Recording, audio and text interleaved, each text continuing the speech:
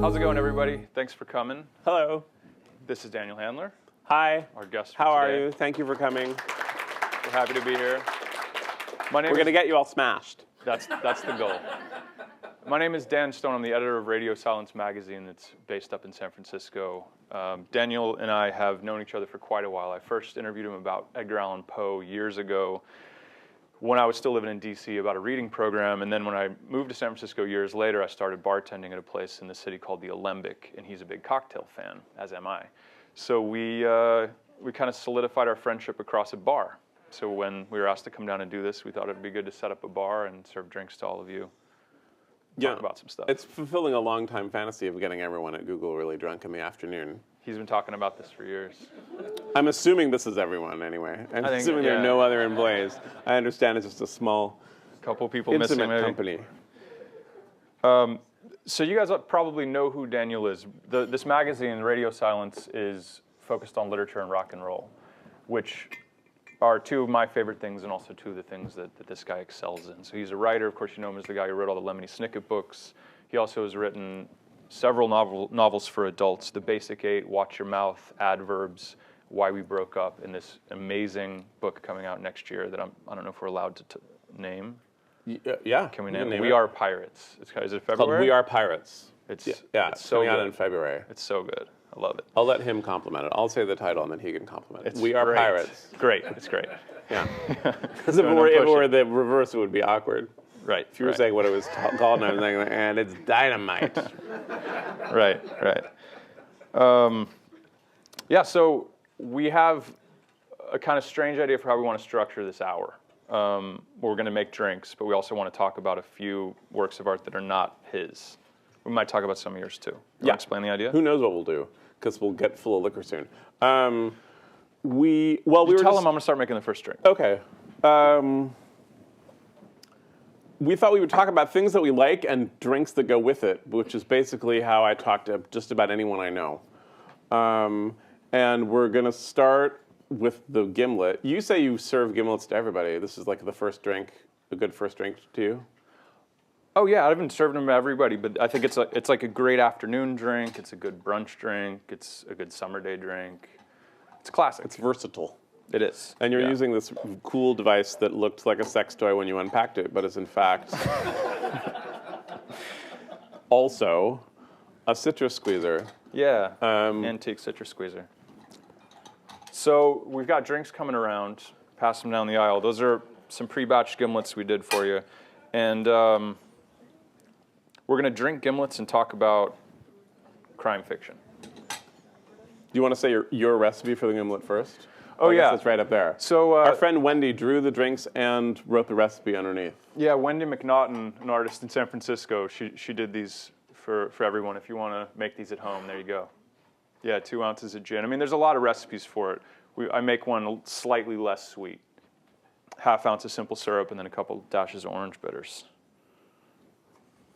I just always put sugar in my gimlet because I find simple syrup too much of a pain to make. I can see that. Yeah, I mean, I'm just at home, lonely. Just shake the hell out of it? Yeah. There we go. So, we want to talk about beef? channel? Okay. Well, I don't know if we were talking about the cocktail let's talk first about the drinks, okay. yeah. We could do a commercial for Beefeater. Yeah, Beefeater, the gin Daniel Handler's mother prefers. My gin tastes are pretty much simple London Dry. I like Bombay Dry a lot. I guess you and my mother are alike in that way. Yeah. Yeah. What are your gin tastes? I like a gin that tastes like you've been rolling around in a forest. It reminds me of my wild and reckless youth where I used to take girlfriends to Muir Woods. Nice. Kind of dirty gin, sounds like. Oh, I thought we were talking about high school again. Whatever I could get away with, basically. Right. Yeah, like a little, I don't know, like it smells herbal, but not like some of them smell potpourri. There's some gins that smell like a scented candle store, and I'm opposed to that. I'm opposed to it in a scented candle store, come to think of it, and I'm also opposed to it in a gin. Right. Okay. And you're going to shake it and then strain it? That's right. Yeah. Yeah. We have an extra large ice scoop, so for the occasion, so we might make some mistakes. Never. But we're making gimlets as the first round, which I hope you're all drinking. I'm going to be very upset if I see people just taking like a little token sip, because my ultimate fantasy is that we all get really liquored up, we get into a Google bus, we go over to the Bing campus, and we just start some stuff. I don't know what it is. Missing one tool. Yeah. I'll wing it. We can walk. We don't need to get there. But getting there by Google Bus is kind of cooler. Because they know what's coming. Sorry, we were using MapQuest and now we're lost. Boom. That's all you have to say. Like making simple syrup, straining is never anything I do because it's just another thing to wash. Right. So you do it. You're a pro. We can have more if you want. Those look a little small in these glasses. Cheers. Cheers. Cheers, everybody. Yeah. Is this the first gimlet for anyone? Yeah. Oh, a couple. Well, all right. today, yeah. Oh, that's what I meant. Yeah, I just meant today. They have them on tap in Building 39. It's marked drinking fountain. So I like a gimlet too, and gimlets are a. Well, where should I start?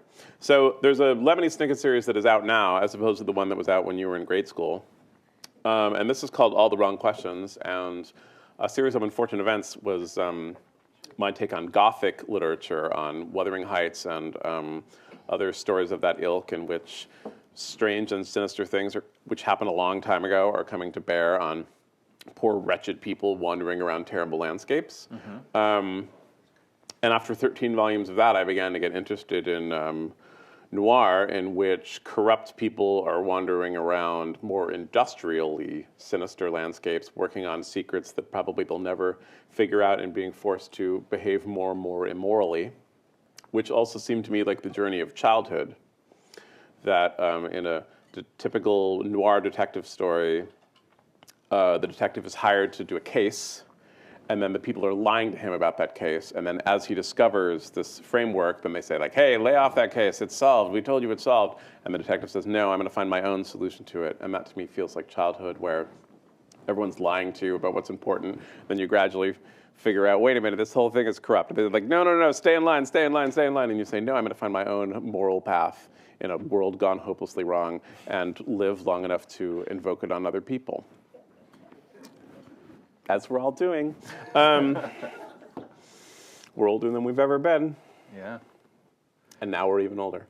And The Long Goodbye by Raymond Chandler, one of the great American novels in the world, and was a focus of obsession for me at various different ages. Mm-hmm. I first read it in high school, and I loved it. I thought it was so sexy. I really hoped that I could live the life of the characters in The Long Goodbye. Not even just the detective, but kind of everybody getting kind of wrecked and sad all the time. Turns out, even when you're young, it's kind of rough on you.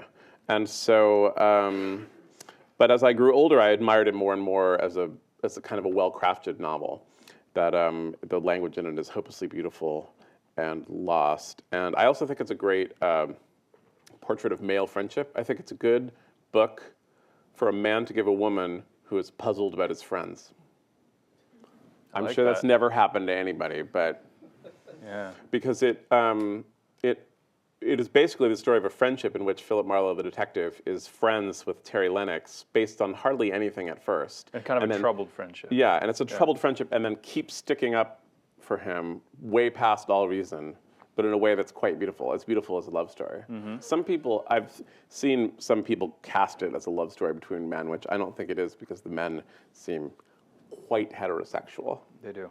I say this is kind of a simpering sissy myself, that they seem extremely heterosexual. And the first paragraph, I'm going to read the first paragraph out loud. Great. Because it's one of my favorite first paragraphs. The first time I laid eyes on Terry Lennox, he was drunk in a Rolls-Royce Silver Wraith outside the terrace of the Dancers. The parking lot attendant had brought the car out, and he was still holding the door open because Terry Lennox's left foot was still dangling outside, as if he had forgotten he had one. He had a young-looking face, but his hair was bone white. You could tell by his eyes that he was plastered to the hairline. but otherwise he looked like any other nice guy in a dinner jacket who has been spending too much money in a joint that exists for that purpose and for no other. I like the, it kind of delves you into, it seems glamorous for a minute. Oh, he's in this car and he looks this way, and what a glamorous life. And then there's this kind of seething cynical that exists for that purpose and no other. That is Raymond Chandler and Philip Marlowe, his detective in particular, are full of this kind of constant cynical judgment on these people who he's doing anything in the world to help, which is fun. Yeah, incredible tone to it. And I love how you do this in your writing a lot too, and this is something that usually, I remember we published a short story of Daniel's in this first issue. Usually you point out when somebody repeats a word too close together because it is something you're just not supposed to do in writing, and that this whole paragraph is tied together with just repeated words, one sentence after the other. Yeah. But he pulls it off. It kind of creates this nice cadence. I love that. The fact that you can't repeat words is something you get taught when you're writing essays in high school, and then some people never have figured out that they should follow their own moral path and not listen to the person telling them to lay off the case. Yeah, exactly. So we want and then Lemony Snicket sort of came out of this tradition. They're the new series of it. Yeah. Illustrated by graphic novelist Seth. I don't know if they're comics fans in the audience today. I don't know why I would think there would be comics fans in the audience here at Google, but maybe some of you know people who are into geek culture. I got Seth to illustrate it by going to WonderCon in San Francisco.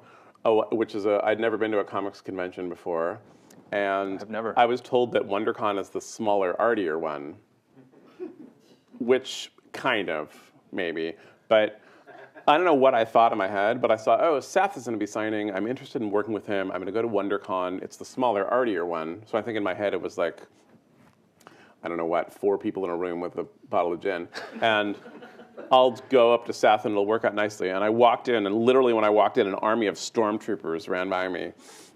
And I had to recalibrate smaller and artier for a minute. And then I was talking to one of the stormtroopers who was saying, oh yeah, we're reenacting this battle in this other room. We have all these people going.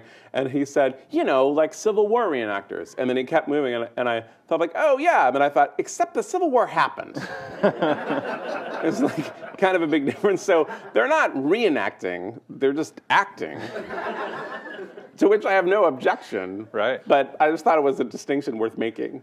Like people really died in the Civil War. It really tore our country apart. Yeah, like, relatives tattooing is fine, what with never existing. Right. Maybe that's hard for people to hear. But you have a drink. Slam it down if you can't take it. And so I went to him, and he was a lonely island, if you'll pardon the expression, in the middle of WonderCon. He was literally in the shadow of a huge statue of the Human Torch. He was sitting in a suit signing copies of his very, very sad and miserable graphic novels. I mean, I don't mean they're beautifully made, but they're miserable. They're all about depressed people. And I think if he hadn't met me in that context, he wouldn't have agreed to do it. But he did, so he did. There we go. I think he was so desperate and lonely and surrounded by the noise of corporate superheroes that he was like, somebody wants to do something? Sure, I'll do that. He didn't know you were coming? No. And you were there just to find him? Yeah, well, my wife is an illustrator, and she was on a panel, which was a disaster. And so I said, I'm coming with her for moral support, and then, look, Seth is here. Great. She was on a panel, and it was right when The Walking Dead came out, and there was the creator of The Walking Dead, and then 4 illustrators no one cared about, so my wife had to just sit there while 3,600 people were like, I have a question about episode 3. But the world of All the Wrong Questions is the world of noir, and that tone that I read you in Raymond Chandler, I'll now read a paragraph from this book, and you can see how I ripped it off. Lemony Snicket is narrating this. In this, he's an apprentice in the secret organization that is in a series of unfortunate events. He's about 13, and he's in this lonely industrial town called Stained by the Sea that has made the mistake of draining the sea, so it's no longer by the sea, so it's even more desolate and lonely than it was before. I used to be that young man, almost 13, walking alone down an empty street in a half-faded town. I used to be that person eating stale peanuts and wondering about a strange, dusty item that was stolen or forgotten and that belonged to one family or another or their enemies or their friends. Before that, I was a child receiving an unusual education, and before that, I was a baby who, I'm told, liked looking in mirrors and sticking his toes into his mouth. I used to be that young man and that child and that baby, and the building I stood in front of used to be a city hall. Stretched out in front of me was my time as an adult, and then a skeleton, and then nothing except perhaps a few books on a few shelves. Yeah, he's thinking about death a lot in this book. Fantastic. I think you start thinking about death at 13, maybe? Yeah. Is that when you started? 12 or 13. Maybe even 11. 13, I think, is a good age, though. I taught middle school for a while. Me too. You taught middle school? I taught 8th grade, yeah. Oh. I don't know how we've never known that about each other. We both like 8th graders. That's true. That's that true. came out wrong. Yeah, that did.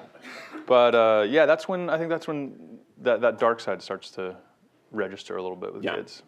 Macbeth. I taught nice. Macbeth to 8th graders, and they loved it.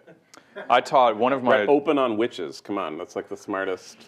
One of my students is here, Ann Farmer, who organized the event. Her Yes. son Nick was my student, and I taught the films of Ingmar Bergman, a week-long class where all we did was watch Bergman 8 hours a day, and they loved it. Yeah. They absolutely loved it. Not even the Magic Lantern. They liked the really strange, dark stuff. My middle school was about 2 blocks from the Parkside Theater, which is no longer there, but it was on Terraville in San Francisco. It was an art house theater of the old school, and they had marathon days. And I can't believe I had the stamina to do this, but we would go. I went to Bergman Day and Kurosawa Day and Woody Allen Day and Orson Welles Day, and they would show like 12 movies in a row. And you would maybe take lunch during one of the boring movies and come back. But it was crazy. Now I can't believe I did that. Yeah. And on Friday nights, they'd show Stop Making Sense, and they'd pull all the risers out so you could dance. Wow. That sounds fun. That was another thing to do with girls. We're going to start roll around in a forest. I mean, you can't do that. Start half another your time. drink. Yeah. You guys I better got finish the some first going? one. Yeah, finish up the first This one. is where you get in trouble, I always think. And When that's also drinking is when someone is like, hey, you ready for another one? And you're not. You know, you're like, yeah, sure. Well, we only have an That's hour. what kills you right there. We have an hour. We've got 3 drinks here, so we've got to keep it moving. That's right. We have drinking to do. That we only can't sit happens at a around bar. talking about culture. Yeah, that only happens at a bar at closing time. All right. So so here we've got an old fashioned to go with a poem that we're going to talk about, and we'll show you the poem in a second. But house bacon infused 4 Roses bourbon.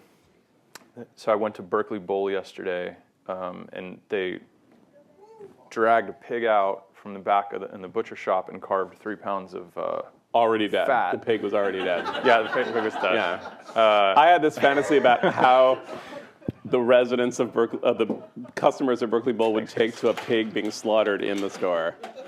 You know, because they're so self-righteous about like, are these heirloom tomatoes? Like it says organic, but is it the kind of organic? And then just like, if you were like, hold on one second, we're killing a pig. We'll get to you in a minute. We'll get to you in a minute. So yeah, it was already dead. So they carved 3 pounds of fat off the side of it, and then we rendered that and What does that mean, render? cook it down until it's liquid. Oh yeah? Yeah. So it was Just like put it in a pot?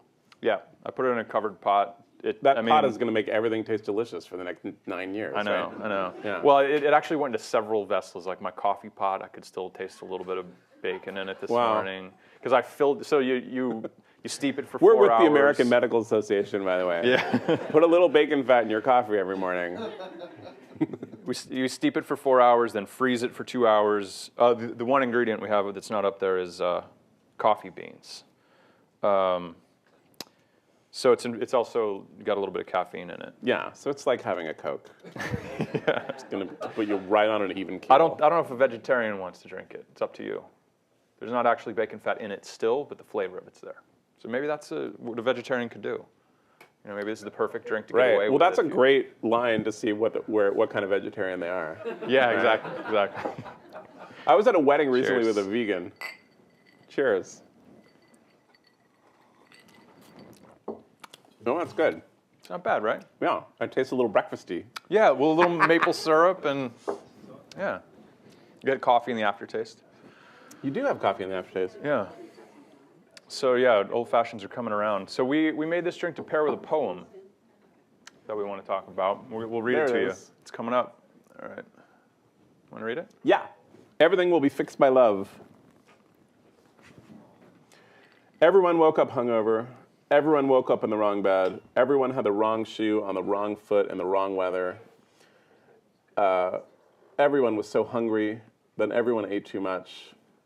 Love me, everyone said. Love me first, everyone said. Fix me, everyone said. Fix me first. I like this poem a lot. Part of it is that I'm addicted lately to the word wrong, which is in all the wrong questions, because it's instantly narrative. That's what Yeah. It's just a word that I started falling in love with. He opened the wrong door, right? It's already a story. I like that. Right? That's great. Yeah. She was waiting at the bus stop and outstepped the wrong girl. Yeah. It's great. And three times in this poem. And I was talking to another poet, and she likes it with real. She says, I like it with real because when you put real in front of anything, it automatically sounds like it's not real. Or that Right? there's... Like, have some real lemonade. You're like, what's going on? Yeah. I'm going to wake up without a kidney. So an old fashioned is another really classic cocktail. Yep. Usually, if you order it at kind of your average bar, it has like fruit salad at the bottom, basically. It has like a slice of orange and a maraschino cherry. Right, if you order at like the old most fruit dive bars. salad of your grandmother. So it's, and then bourbon on top, to which I have no objection, by the way. It's fine, yeah. So that is the new old fashioned. The old fashioned, which I didn't actually make it live up here. We already had it pre-made because I accidentally batched all of it and then realized I didn't have any of the bourbon left to make it for you in person. Yeah? But okay. Anyway, still good. Yeah. So the old fashioned is just simply bourbon, bitters, and sugar. And then at some point they started making a new old fashioned where they would muddle the fruit salad, maraschino cherries and orange slices.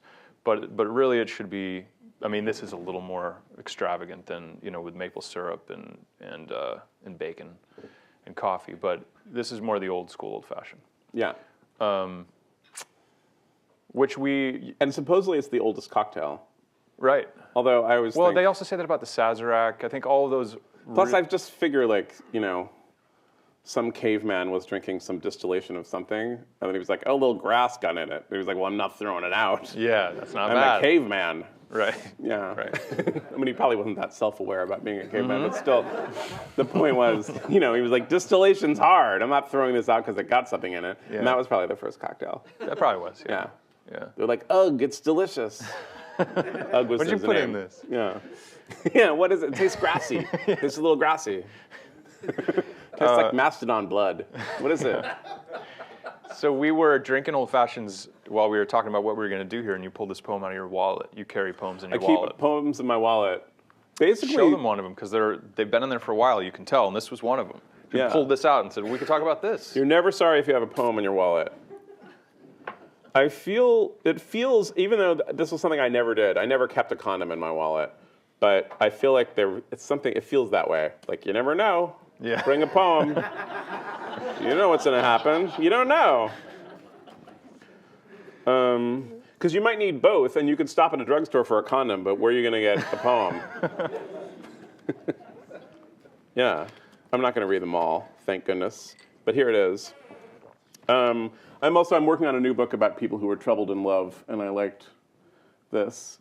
And it has a panicky feel to it, which I feel when you're young and in love, or looking to be in love, or love is over, you have that. There's a pulsy panic. Yeah. I think that the whole happens. poem's about getting too much of something and trying to deal with everyone wakes up hungover. Yeah, and sympathy for somebody else, but still not putting them first. Right. Not enough to. Yeah. Love me first, everyone said. Fix me first. Right. You have sympathy for like, oh, the whole world's in trouble, but still my troubles should actually be first. Yeah. Which is feels like a young and in love problem. And it reminds me of the first time I had an old fashioned. I was in my early 20s, and it was the first meeting with my literary agent, who's still my literary agent. But I had my first novel, The Basic Eight. I'd given her 50 pages. She said she liked it, and then she said, I'm going to happen to be in San Francisco. Come have a drink with me. Which was, so young and working at a job, like working at a job that I had no commitment to and wasn't a good employee at. So it seemed really glamorous to go downtown to San Francisco and have a drink with a literary agent, and I didn't know what I was going to do. I didn't know, like, do I bring a gift? How does this work? And so I only had one suit down. I mean, one nice white shirt then that I had to pin together with safety pins because the buttons were gone. So I wore those, classy. And then she sat down and she said, "I'll have an old fashioned." And I was like, "Yeah, me too, of course." And then thinking, like, I wonder what that is. And then hoping that there wasn't a follow-up question because I didn't know anything about cocktails then. Yeah. How do you like it? Yeah, like, oh yeah, how do you like it? I'd be like, with a wing wang woonamanga, Belgian style. Yeah, but isn't that, they just brought me it, and it's a good drink to nurse because the ice melts and everything continues to be nice. Yeah. And so if you're worried about getting drunk during your first meeting with the literary agent, you can just kind of nurture it. It's always a good drink to order. No one ever has a problem with ordering an old-fashioned, even if you get the fruit salad kind. I went around on the city with a few friends the other day on bicycles, and we got an old-fashioned from every bar we walked into, maybe 6 places. Just to I hope you had a helmet. We did, yeah, we had a helmet. We wore it in the bar. Yeah, can't be too careful. Yeah, exactly. And they weren't all great, but it's an old-fashioned, so it's kind of, even if they're not great, it's one of those drinks that's still pretty good. Yeah. Not all drinks are like that. And I would say that's my connection to it with poetry. It's old. Yep. And it's being reinvented all the time. And that I'm a big reader of poetry and a big believer in poetry. And I try to be something of a proselytizer about poetry because I feel like if you read poetry on a regular basis, you will achieve a calm state that no other work of art, I think, can provide. Yeah. And particularly now in the world of online, it's really easy to find poetry really easily. Actually, through Poetry Foundation and through Poetry Magazine, they'll send you one in your inbox every day. And like an old-fashioned, it's not always great, but it's never quite terrible. The poems that come from the Poetry Foundation. Oh, yeah. I don't mean no poetry is terrible. Okay. Yeah. Okay. Yeah, I agree. And I like thinking about poetry because it's really old. I write novels, and the novel was invented. A new form. There are different theories about when the first novel was, but they're all not so long ago. And poetry traces back to when people were talking. And it's fascinating to me, and that the practitioners of poetry, particularly if you put a drink in them, will begin talking about the ancient tradition in a way that you find fascinating. Yeah. Although they're poets, so you have to pay for the drinks. That's true. That's true. Yeah. Why do you think it creates that sense of calm? I mean, this will sound kind of woo-woo, but I'm on the second drink. I think that it puts you in touch with this very ancient tradition. I think that you're in reading a poem, you're attaching yourself to this long, glorious thing. And I think part of being in the world is attaching yourself to something larger. And I'm not a religious person, for instance, but that's an obvious way in which people attach themselves to something larger. But I think even it's why people like to work at big companies sometimes. You like to be part of something that's happening. And poetry was invented to make people feel better about the world. And to remember things. When people they would say this is an old ancient thing that we say every morning, and it makes us feel better, and it makes us feel like we're not going to get eaten by a mastodon today. And I think about that appealing too, especially coming down to talk here today. The oldest poetry we have was a way of remembering our stories, because we set it down in language that you can't forget. That will have these devices like rhyme and meter, which they all did back then. So you can memorize. That was a category in the ancient Olympics, poetry recitation. Yeah. People would remember thousands of lines of poetry, and you'd preserve the stories of your culture. Now we sort of do that largely through Google and things like that, the internet. The stories are preserved that way. But even things that I think of as poems are kind of slogans, like no shirt, no shoes, no service. It's a poem that makes you remember certain things that are the basics of polite society. Right. Right. Which is that you should wear a shirt and shoes, and then people will serve you. Yeah. That's a good thing to remember. Yeah.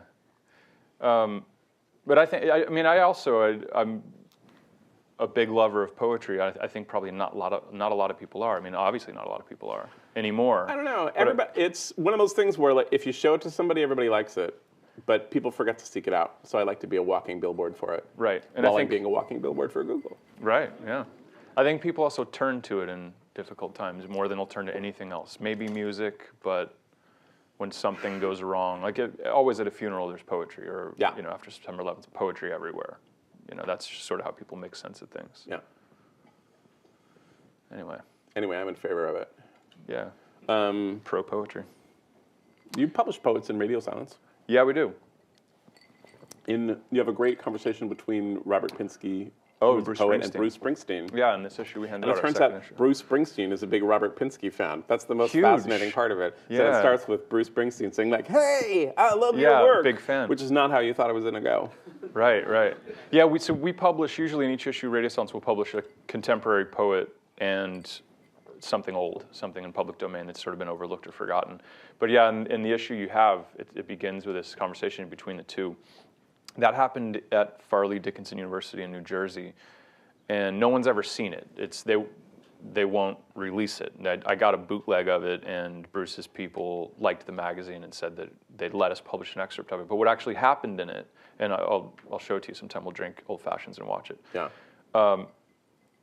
Springsteen Pinsky's got that great poem, Samurai Song, which is a beautiful poem. And Springsteen was talking about how much he liked his work, and at one point he just started to recite Samurai Song. He had a guitar in his lap, and he just kind of slowly played a few chords along with it as he was reciting it from memory. And he just kind of eased it into Darkness on the Edge of Town. And it was just this mind-blowingly amazing performance, but they won't let us do anything with it. So the people in the room Someday saw the it. lawyers will arm wrestle it out. Yeah. They should. It's really great. But yeah, Another thing I like about poetry and poets is that rock stars love poets, and it's really fun sometimes to watch a rock star get blown away. Yeah. Because they're not used to that, or you're not used to seeing it. Right. Well, also, I mean, song lyrics, it's probably more popular than any type of literature we have right now. They're poems set to music. Yeah. You know.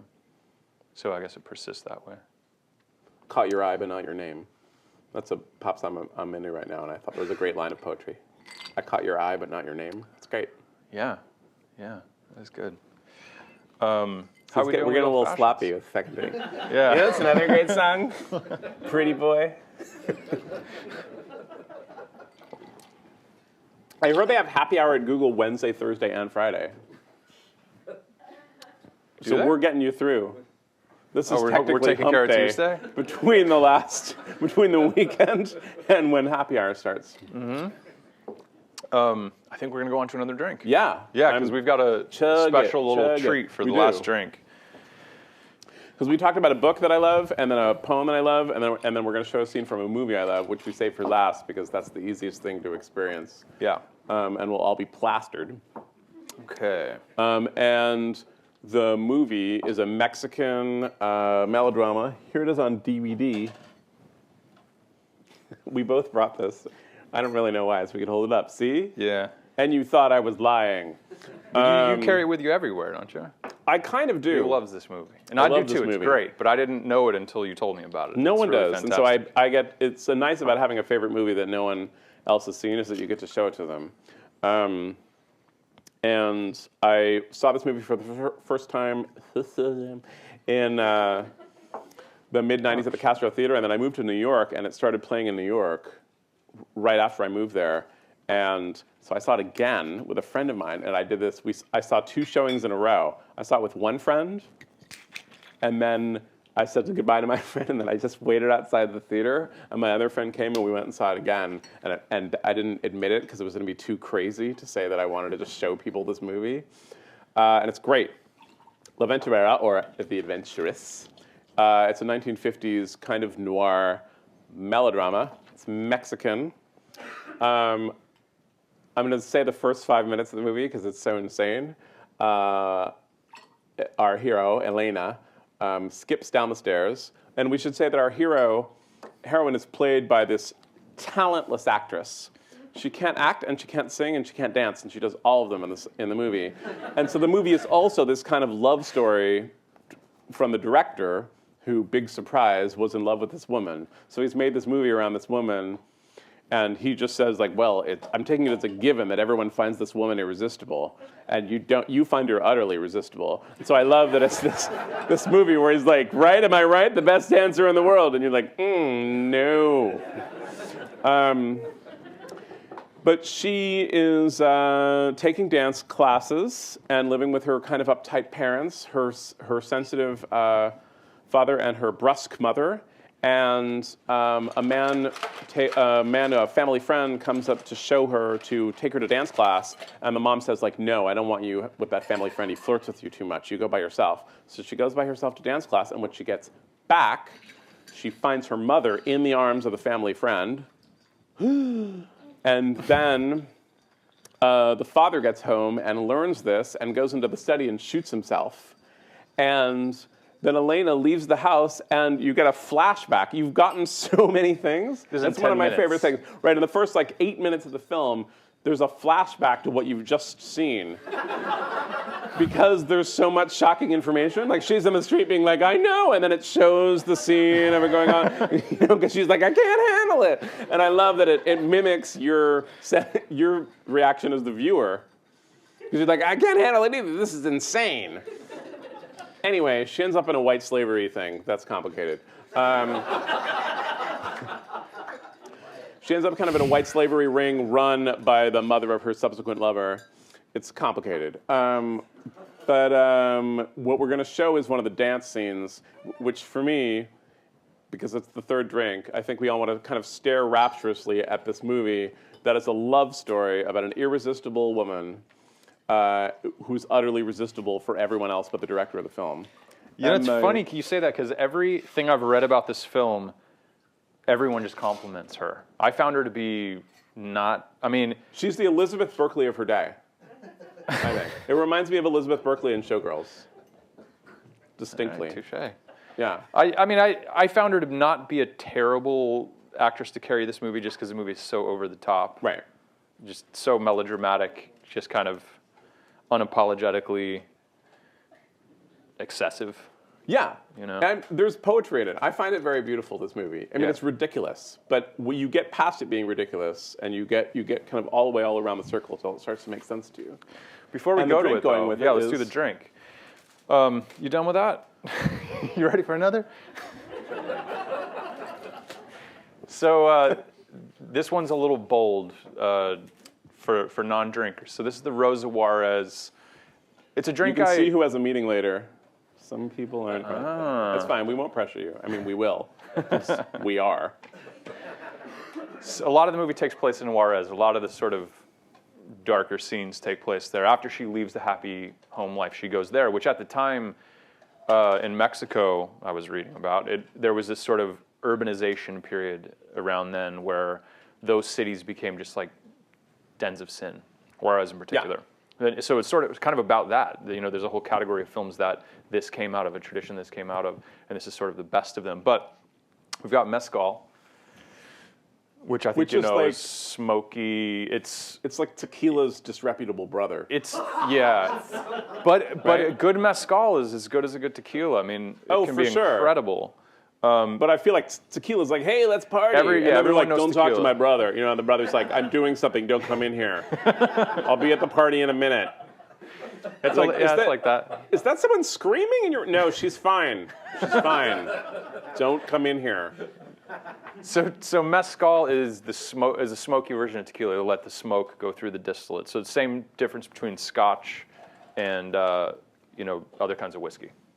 Smoke goes through the distillate, makes it a smoky drink. So you have mezcal, Campari, which I'm sure you've all seen. This goes into Negronis, Italian There are liquor. two things about Campari. One is that they always say it's made from the hulls of dead insects, which I don't think is true, and it's because of the word dead. It's like the word wrong or the word real.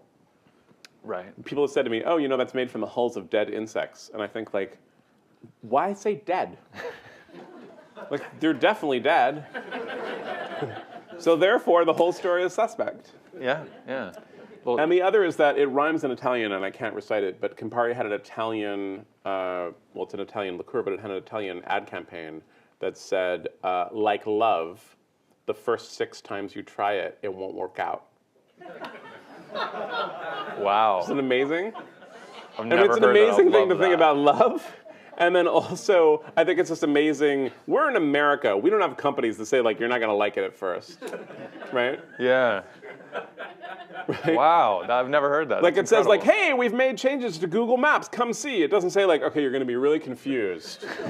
It's going to be super hard, but you're going to get used to it. You'll get with it, but you got to stay with it. Your first reaction is going to be negative. That's not what we say in America. And in Italy, they're like, you'll come back. Yeah, It'll be fine. Just keep with it. Yeah, stay with it. It's like love. It won't work out first. Exactly. And you put salt. So vermouth, Dolan dry vermouth. Yeah, and then a pinch of salt, which has this nice effect with any Campari drink, also great in Negronis. It sort of takes the edge off the bitterness. And it's strange, it actually brings the sweetness of the drink out. So a little pinch of salt you stir up in it, and yeah, finish it with a lemon peel. So you've got lemon zest on yours, even though some of you don't have a peel in it. Yeah, cheers. Cheers. It smells really strong. Yeah.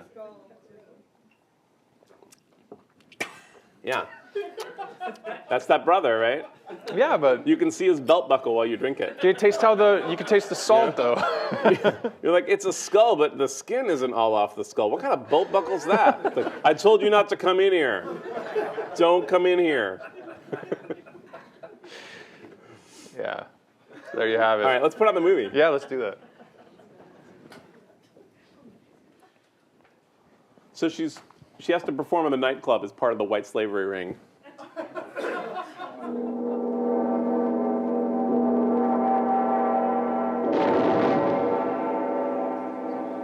It's an enormous deep set for a nightclub, eh?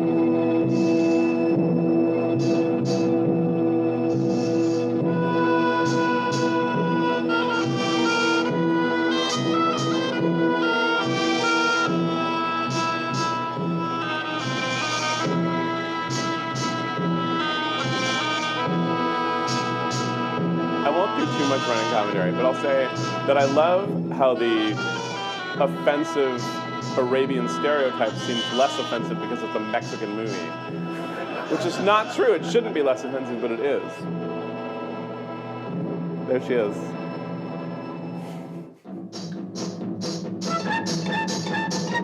Right? Can't dance.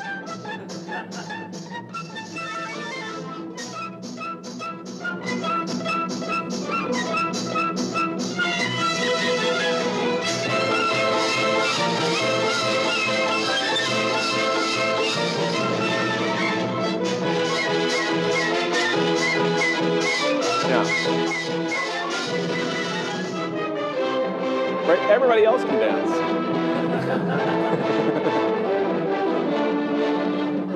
And they must be seethingly jealous.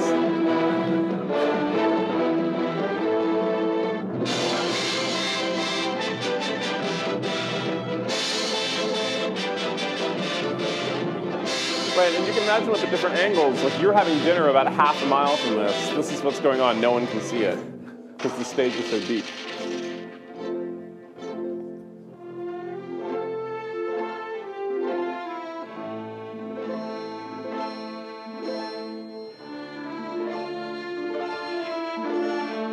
That's a pretty good gig, I think. Male extra in the dance show. That is a good gig. We could keep it going and talk over it. Yeah, I think so. Because we don't have that whole lot of time left. And yet we won't be able to talk over it because it's so hypnotizing. Yeah, it's too good. I think the strange thing too is that most of the film is not like this. There's maybe 3 or 4 dance numbers, and the rest of it's kind of like a noir. Yeah. Most of it like is about this white slavery ring, but it was difficult to kind of choose a scene, and I just thought there's something. It's a great scene. I think there's something so gossamer about this movie because you see that the director loves this actress. It's kind of like Annie Hall, right? And this is great. Like no one's above her. She's on the floor in a dance thing, so the above view is really wasted on everyone but the director. Yeah, this is terrible. Look at this. Oh, it's awful. Yeah. She's like, don't buy me earrings because I was just taking down my Christmas tree, so I'm all set. Yeah, I love that move. Yeah. I've done that.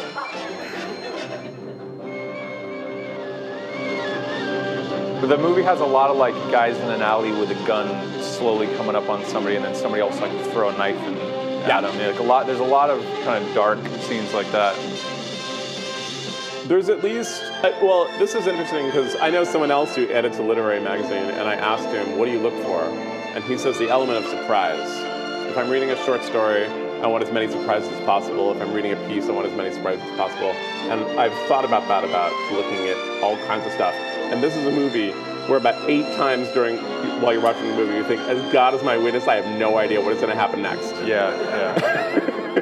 Which is, you can't say that. Oh my God.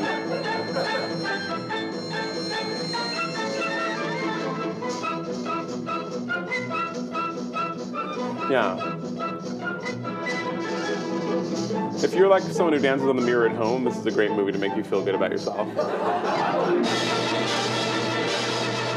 So what do you love about it? Is it your favorite movie? I think. I mean, I have other movies that I love a lot. There's The Nefarious Boyfriend. We should stop it, otherwise I'm just going to be hypnotized by it. I like it. I like a ridiculous plot. I mean, that's what a series of unfortunate events is. I like things that keep happening. I like a lot of surprises in a story myself. And I was raised, my parents were big opera fans. And so we would go to the free operas in the park when I was growing up. And my mother would act out the plot of the opera with Fisher-Price toys before we went, so I would know what was happening. And so I say this to my mother all the time. I call it and say it to her, because she acts out the end of Carmen, where she says, "You said you'd be my girlfriend," which is basically the end of Carmen. Yeah. So I like a story in which a lot is happening, and I like the point at which melodrama becomes moving, which is, I think, happens with this movie, is that there's some real loyalty and there's some real, and I think that that's amazing when something ridiculous can become something moving. And that's something that I try to do with the Lemony Snicket books. That's something I try to do with all my work, really, is have something where something is really happening all the time, but still trying to find that moving through line, because to me that is life. Life is ridiculous, which doesn't mean that it isn't incredibly moving and beautiful. Convincing. This is powerful. Yeah, Yeah. this is. It's the disreputable brother. I can't stop thinking about it, the disreputable brother. I know. But there's something feminine to it with the Campari in there, you know? Yeah? I guess I think so. I mean, at least to the look of it. But it reminded me of this character. That's for sure, yeah. The character who was up there. Yeah. Yeah. What's her name, Nina? She's a Cuban actress, Ninon Sevilla. Sevilla. Yeah. And the whole movie's on YouTube, so you can watch it. Oh, I didn't know. Yeah. Oh, good. Yeah, you can watch it. Because they were trying to figure out if there was permission. We still don't know if they can show this part on the Google Play movie of the event or however it works. The person who's putting it together is either way, the look of like, could he just say what it is instead of drunkenly saying the word Google 3 times in a row? But there's a whole permissions thing, and the point was made, but the whole movie's on YouTube. How can we not show a little bit of it? Right, yeah. But, and that's fair use, right? Gotta be. I think all the time. I think everything is fair use, but... Yeah. They probably don't want us to talk about it, but you can watch it anyway.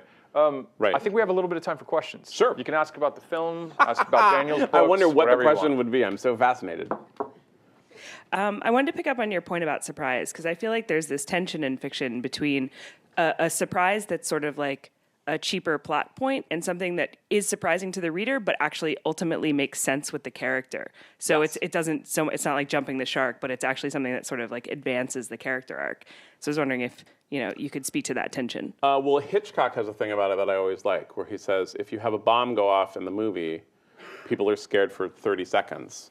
If there's a bomb ticking, they're scared for the whole movie. And which is, once you know that about Hitchcock and you watch a Hitchcock movie, you see that like he'll never, it's always ticking for him. Mm-hmm. And I think that you want to shape a story so that every surprise makes sense. And there's some great surprises in the movie here, which I won't give away, but you think like, what? And then you're like, oh my God, it makes the movie so much better. Yeah. And it's and that's an adventure. And I think that it's the difference between a cheap surprise and a kind of knitted-in surprise.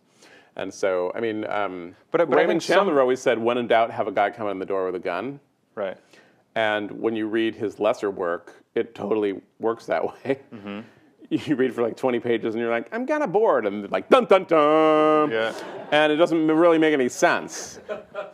In fact, sometimes it's like that'll be the end of a chapter, and the next chapter he'll be like, "Put that gun away," and the guy's like, "Oh, sorry," because it didn't make any sense. And in his best work, when he was drinking less, all the surprises get thicker and thicker and thicker, which is what happens with Long Goodbye. Right. But which is not necessarily what happens with this film, though. There are a few surprises in there that are so outlandish that when they happen, you're like, I kind of love that they just did that because that couldn't be more ridiculous. And I don't think we should say them because people should watch this film, but this is sometime we'll drink and watch the movie together. Let's do that. I think that when things are the most outsized is when you can look at them better. It's kind of like an exploded view, like what they do with Legos or with IKEA furniture, where they have the exploded view, which just automatically is gorgeous because you think that isn't really how it would explode. It wouldn't explode neatly for me to see. But, and that's when you're able to figure it out. And I often think that outsized melodramatic stories are that way. If you really want to think about how your loyalty is, if you're in love or you've been betrayed or you're marrying into a family who's doing things that are not the things you would do. These are questions that are asked by this movie, but they're asked ridiculously. They're not asked like an indie movie with Susan Sarandon as a depressed mother. They're in this context of a terrible dance number. And to me, that's interesting, that when the story gets larger, it's so ridiculous that you actually begin to find this emotional center to it, for me. We may have time for one more. Let's see. Yeah, one more question. One last. Well, I thought you meant one more drink, and I was like, I got to actually stop. Yes, ma'am. Take the mic. Ask question, drop mic. Hi, so thank you so much for coming today. Thanks for coming out. I grew up with your series of Unfortunate Events books. I'm sure many of you did here today. And I was just wondering, when writing them, they're obviously somewhat dark. Yes. And I think they actually probably shaped my worldview in a sense. And so I'm curious and you ended up at Google. Interesting. Right. Very interesting. Right. So I was just wondering. In the shadowy conspiracy. Yes. And here you are. Here I am. So I was just wondering, when you were writing for children, so you knew what your audience was, did you ever think about what you wanted them to take away from the books, or did you have any ulterior motive or anything in writing them that you were trying to kind of send a certain message to children? Or did you ever think about it? I don't think so. I mean, sometimes I was kind of forced to think about it, but I think a greatly crafted story has a great message, and that anything that's well made is wonderful, in the way that going and viewing someone who does something well is always an education. That if you all took a day off from Google and went to watch like the best guy in making stained glass in the world, you would learn something from that, even though probably you're not engaged in the making of stained glass a lot here at Google. And I think that in the same way, I think like a story that's well crafted, that makes sense, can bring a lesson home. But I didn't think to myself, like, what's a great thing to teach 10-year-olds? Because there's a lot of books for 10-year-olds that you can read that you can tell start with that, It's like, I just want to teach about diversity, but I don't have an idea. But diversity is great, and those books are terrible. Right. Yours weren't. Thank you. Well, I don't know if I was subtle as much as that I was not interested. I didn't think to myself, what a wonderful platform you have to teach third grade or something. I thought, like, wouldn't it be funny if a family was thrown down an elevator shaft? And then I went from there. Well, on that note, thank you for Bye, everybody. Thanks for coming. Everybody, thank you for being here. And thanks to Dan Daniel Stone Hamlin for making the drinks.